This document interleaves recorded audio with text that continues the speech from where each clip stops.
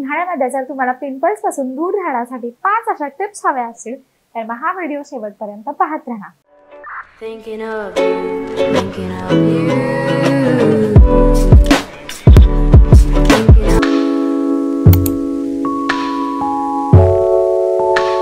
नमस्कार, मी ऋतुजा.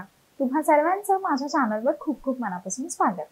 तुम्ही जर माझ्या चॅनलवर नवीन असाल तर तुमच्या माहितीसाठी मी दर आठवड्याच्या गुरुवारी आणि रविवारी फॅशन, स्टायलिंग, मेकअप आणि हॉल व्हिडिओज या कॉन्टेंटवरती व्हिडिओ घेऊन येते.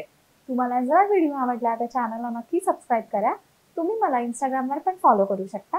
माझा युजर आयडी मी स्क्रीनवर मेन्शन करते आणि तो खाली डिस्क्रिप्शन बॉक्समध्ये पण आहे. तर मग उन्हाळ्यामुळे, वाढत्या उन्हामुळे आणि घामामुळे पिंपल्सचा त्रास हा खूप जास्त प्रमाणात चालू होतो. तर मग आजच्या व्हिडिओमध्ये मी तुमच्यासोबत 5 टिप्स शेअर करणार आहे ज्याच्यामुळे तुम्ही पिंपल्स पासून लांब राहू शकता आणि तुमच्या स्किनचं संरक्षण करू शकता. तर मग या 5 टिप्स कोणत्या हे जर तुम्हाला जाणून घ्यायचं असेल तर मग व्हिडिओ शेवटपर्यंत पाहत राहा. चला तर मग आपण व्हिडिओला सुरुवात करूया. तर आता सगळ्यात पहिली जी टिप आहे ती आहे क्लेन्झिंग युअर फेस. जसं की मी तुम्हाला पहिल्यापासून सांगत आली आहे की तुमचा चेहरा जो आहे तो मोस्टली उन्हाळ्यामध्ये असतात, पण प्रत्येक ऋतूमध्ये दिवसातून तुम्ही 2 वेळा चेहरा हा धुतलाच पाहिजे. तर मग रात्रीच्या वेळेला झोपण्याच्या अगोदर चेहरा धुवायला अजिबात विसरू नका. म्हणजे तुमचे पिंपल्स वगैरे जे असते ते तुम्हाला तिथून देखील स्टार्ट झालेले असतील. बिकॉज बऱ्याचदा असं होतं की तो दिवसभर म्हणजे घामामुळे आणि सगळ्या साचलेल्या इम्प्युरिटीजमुळे, डर्टमुळे तुम्ही जर तुमचा चेहरा धुतलाच नाही आणि तुम्ही तसेच जर झोपून राहिलात तर तुमचे जे पोर्स असतात त्याच्यामध्ये तो घाण वगैरे तशीच साचून राहते आणि मग ते तुमच्या पिंपल्सच्या रूपाने ती गोष्ट बाहेर पडते. आता जेव्हा फेस वॉश निवडायची वेळ येते, म्हणजे तुम्ही कोणता फेस वॉश वापरला पाहिजे. तुम्हाला जर लिटरली ॲक्ने वगैरे येत असतील तर 3 इन्ग्रेडियंट्स हे तुमच्या फेस वॉशमध्ये असायलाच पाहिजे. एक म्हणजे सॅलिसिलिक ॲसिड, दुसरं आहे बेन्झॉइल पेरॉक्साईड आणि तिसरे जे आहे ते आहे ग्लायकोलिक ॲसिड. आता हे जे 3 इन्ग्रेडियंट्स आहेत ते जर तुमच्या क्लेन्झर्समध्ये, तुमच्या फेस वॉशेसमध्ये असतील तर मग अल्टिमेटली तुमची जी स्किन आहे ती खूप जास्त हेल्दी होईल आणि ॲक्ने सारख्या गोष्टी वगैरे तुम्हाला अजिबात होणार नाही. तर म्हणजे बेसिकली हे जे इन्ग्रेडियंट्स आहेत हे तुमच्या पोर्समध्ये जाऊन ते तुमचे जे पोर्स आहेत ते स्वच्छ करतात. त्याच्यामध्ये साठलेला जो घाम आहे, जी डर्ट आहे, जे पोल्युशन, इम्प्युरिटीज आहेत त्या सगळ्या गोष्टी स्वच्छ करतात आणि जी तुमची चेहऱ्याचे छिद्र आहे, जे तुमचे पोर्स आहेत ते मिनिमाइज करायला मदत करतात, ज्याच्यामुळे तुमचा चेहरा जो आहे तो असा टवटवीत दिसतो, हेल्दी दिसतो. तर जे याच्यामधलं बेन्झॉइल पेरॉक्साईड आहे तर जे तुमच्या स्किनमध्ये जे बॅक्टेरियाज असतात ज्याच्यामुळे ॲक्ने होतं तर त्या बॅक्टेरिया ट्रीट करण्यासाठी बेन्झॉइल पेरॉक्साईड मदत करतं. तर जे सॅलिसिलिक आहे ते तुमच्या आतल्या छिद्रांमध्ये जाऊन, तुमच्या पोर्समध्ये जाऊन जे तुमच्या पोर्समध्ये जे सगळे डर्ट, इम्प्युरिटीज ज्या साठलेल्या असतात तर ते स्वच्छ करायला मदत करतं.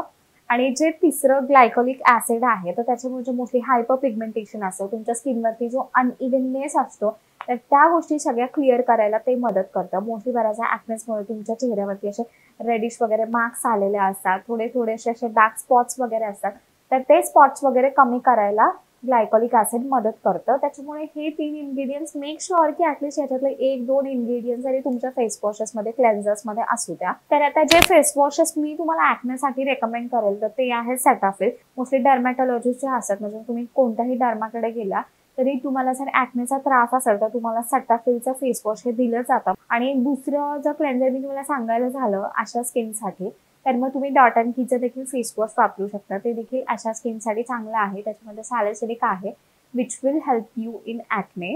तर आता जी दुसरी टिप आहे ती आहे मॉइश्चरायझर. तर आता अशा खूप लोकांना सवय असते की तुमची त्वचा जर तेलकट असेल आणि तुम्हाला तेलकट त्वचामुळे जर ॲक्ने येत असेल तर मोस्टली लोक मॉइश्चरायझर स्किप करतात, पण तसं अजिबात करू नका. मॉइश्चरायझर अजिबात स्किप करू नका. तुमचा चेहरा किती जरी ऑइली असेल तरी पण मॉइश्चरायझर लावा, बिकॉज त्याच्यामुळे तुमचं जे स्किनमधलं सीबम प्रोडक्शन आहे ते कमी होईल. आता मॉइश्चरायझर चॉईस करताना पण मोस्टली असे ऑइल फ्री प्रोडक्ट्स चॉईस करा. म्हणजे अशा हायलुरोनिक ॲसिड सारख्या ज्या गोष्टी आहेत ज्या स्किन मॉइश्चराईज करतात त्या अशा कमी प्रमाणात असतील याची काळजी घ्या.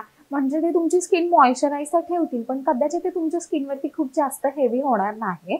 मोस्टली जेल बेस्ड प्रोडक्ट्स आहेत ना ते वापरा. सॅलिसिलिक ॲसिड हे मॉइश्चरायझरमध्ये देखील असेल याची काळजी घ्या. त्याचबरोबर ज्याच्यामध्ये नायसिनामाइड आहे तसे देखील मॉइश्चरायझर्स तुम्ही वापरू शकता, बिकॉज त्याच्यामुळे पण तुमची स्किन इव्हन व्हायला मदत होते.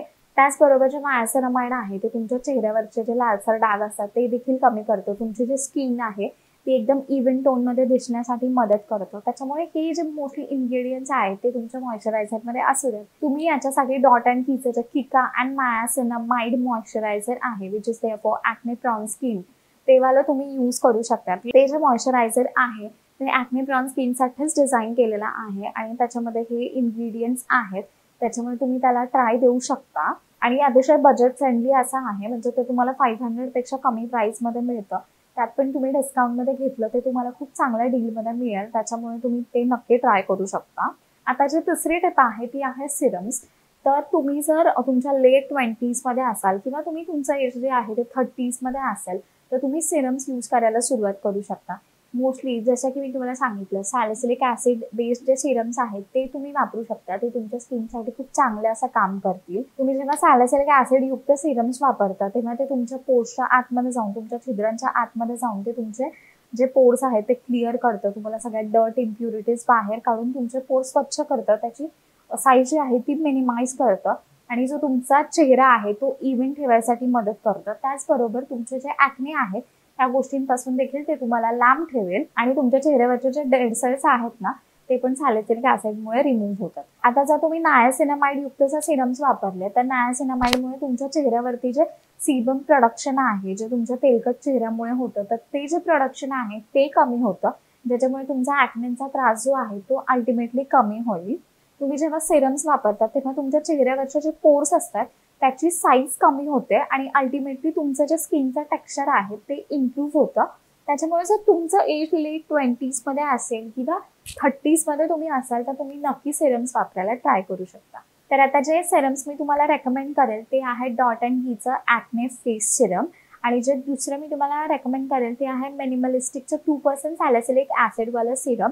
तर हे दोन्ही सिरम्स जे आहेत ते तुमची स्किन जर ॲक्ने प्रॉन असेल तर तुम्ही हे दोन्ही सिरम्स म्हणजे कोणतंही तुम्ही यातलं सिरम घेऊ शकता.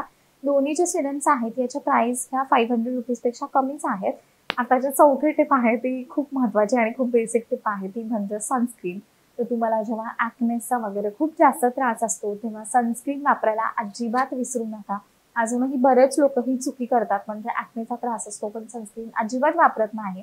म्हणजे तुम्हाला स्वतः अनुभव असेल तुम्ही जेव्हा कोणत्या डर्मॅटकडे जाता तुम्हाला ॲक्नेचा प्रॉब्लेम आहे हे कळून तर तेव्हा पहिलं प्रोडक्ट जे ते तुम्हाला वापरायला देतात ते आहे सनस्क्रीन. तर त्याच्यामुळे सनस्क्रीन्स वापरायला अजिबात विसरू नका.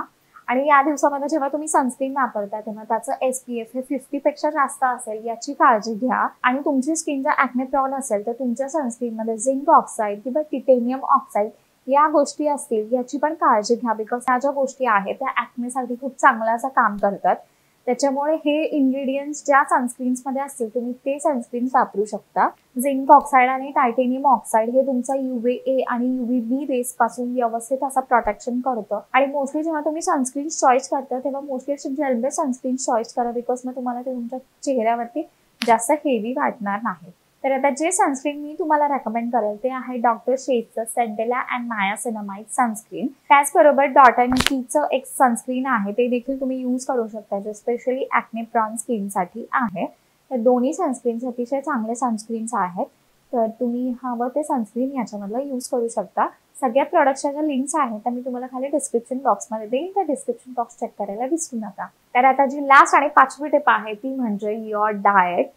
तर मोस्टली जेव्हा ॲक्ने वगैरे या सगळ्या गोष्टींचा त्रास होतो तेव्हा तुम्हाला पर्सनली तुमच्या हेल्थकडे तुमच्या इटिंग हॅबिट्सकडे तुमच्या डाएटकडे खूप चांगल्या प्रकारे असं लक्ष द्यायला लागतं. म्हणजे आपण जसं बोलतो प्रत्येक गोष्टीचा प्रत्येक डिझीजचा जो मेन कॉज असतो तो तुमच्या पोटापासून असतो. म्हणजे आता लिटरली काही लोक लकी असतात की त्यांना असा कुठल्या गोष्टीचा त्रास नसतो ॲक्ने पिंपल्सचा. पण तुम्हाला जर पर्सनली तुमची जर स्किन अशी सेन्सिटिव्ह असेल तर तुम्हाला थोड्याशा या खाण्यापिण्याच्या गोष्टींकडे लक्ष द्यायला लागतं आणि थोडंसं या गोष्टींच्या बाबतीत जपून राहायला लागतं.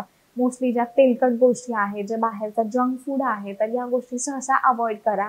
जास्त शुगर तुमच्या आहारात तुम्ही घेत असाल तर ती शुगर कमी करा. म्हणजे तुम्ही जर या गोष्टी खूप जास्त प्रमाणात खात असाल तर डेफिनेटली ते तुमच्या चेहऱ्यावरती रिफ्लेक्ट होणार आहे.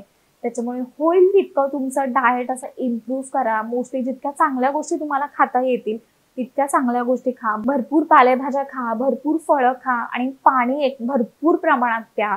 तुम्ही जर ह्या गोष्टी व्यवस्थित फॉलो केल्या ना तर ते तुमच्या चेहऱ्यावरती खूप छान असं रिफ्लेक्ट होईल. म्हणजे तुम्ही जर वरच्या 4ही टिप्स फॉलो केल्या आणि ही जर टिप तुम्ही फॉलो नाही केली ना तर खरंच याचा काहीही उपयोग नाहीये.